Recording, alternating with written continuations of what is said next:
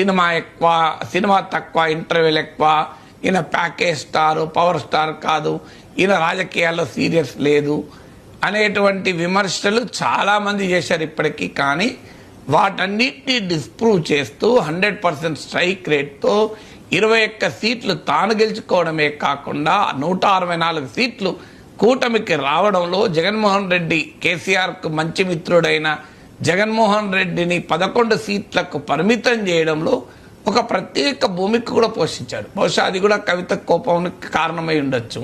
ఎందుకంటే తన మిత్రుడైన జగన్ను ఓడించడానికి పవన్ కళ్యాణ్ గేమ్ చేంజర్ అయ్యాడని.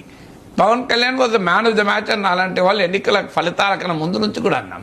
సో ఒక రాజకీయ మెచ్యూరిటీ కూడా చూపాడు. మనము మీకు ఒక రాజకీయ వ్యూహం అంటే వైసీపీ వ్యతిరేక ఓటు చీలకూడదు అనే అంశాన్ని ఆధారంగా చేసుకుని ఆంధ్రప్రదేశ్ రాజకీయాన్ని మలుపు తిప్పిన నాయకుడు పవన్ కళ్యాణ్. నాన్ సీరియస్ ఎట్లంటాం? అది ఇంతకన్నా సీరియస్ పాలిటిక్స్ ఏముంటాయి?